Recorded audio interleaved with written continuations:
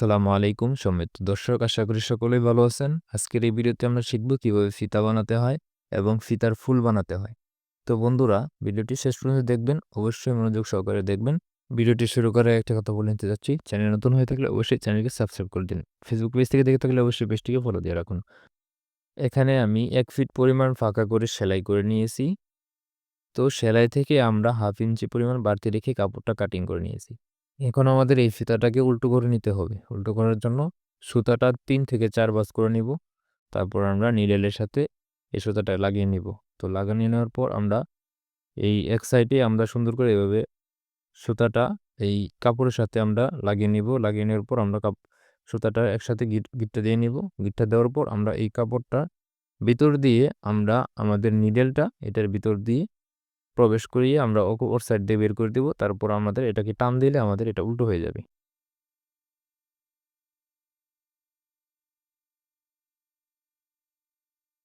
তো দেখতে পাচ্ছেন আমাদের কিন্তু ফিতাটা উল্টো হয়ে গেছে। তো এখন আমাদেরকে ফিতার ফুল বানাতে হবে। তো এখন আমরা ফুল বানানোর জন্য এখানে ৪ কোণাভাবে আমরা একটি কাপড় কাটিং করে নিয়েছি। কাপড়টা প্রথমে এভাবে ভাঁজ করে নিয়েছি। তো এখন আমাদের যেটা করতে হবে, এটাকে আমরা এই সাইড থেকে বল্টিয়ে নিব।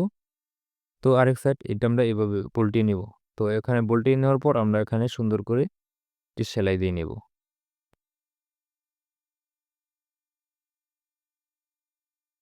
তো সেলাই দেওয়ার পর বাড়তি অংশটুকু আমরা কেটে দিব। তো দেখেন এখন যদি আমরা উল্টাই, দেখবেন কত সুন্দর একটি ফুল হয়ে গেছে। তো দেখছেন? তো এখন আমরা আরেকটি ফুল দেখাবো। এখন আমাদেরকে যেটা করতে হবে, প্রথমে এটাকে আমরা ৪ কোণার কাপড়টাকে প্রথমে এভাবে ২ ভাঁজ করে নিব। তারপরে আমরা এই কাপড়টা আমরা ৪ ভাঁজ করে নিব, এভাবে কোণাকুণিভাবে বসাবো। তো বসিয়ে এখন আমরা আমাদের যে ফিতাটা আছে, ফিতাটা আমরা এটার উপরে রাখবো। তো সেম ওটার মতোই আমরা এভাবে কোণাকুণিভাবে এভাবে রাখবো। তো অপর সাইডটাও আমরা কোণাকুণিভাবে এভাবে আমরা সেলাই দিয়ে নিব। তো আশা করি বুঝতে পারছেন, আমাদের সেলাই দেওয়া শেষ। এখন আমাদের বাড়তি অংশটুকু কেটে নিতে হবে। তো দেখতে পাচ্ছেন আমাদের সুন্দর আরেকটি ফুল হয়ে গেছে। তো এখন আমরা আরেকটি ডিজাইন দেখাবো।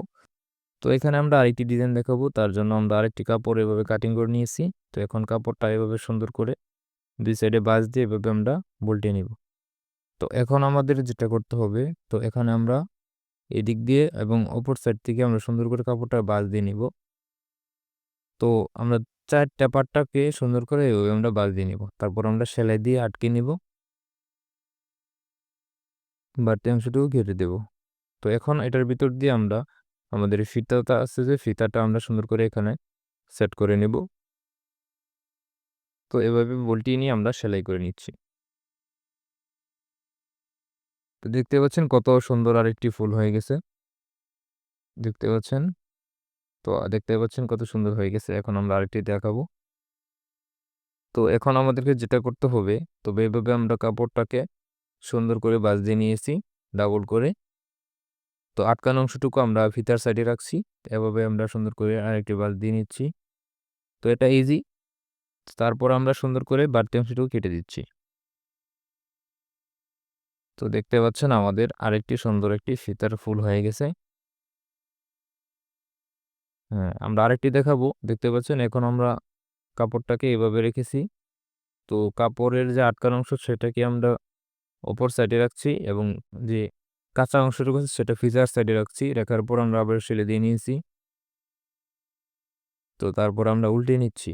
তো উল্টিয়ে নেওয়ার পর এখন আমাদেরকে যেটা করতে হবে, এই ফুলের যে মাথাটা আছে সেটাকে আমরা ডাবল ভাঁজ দিয়ে সুন্দর করে আমরা একটি কাটিং দিয়ে নিব।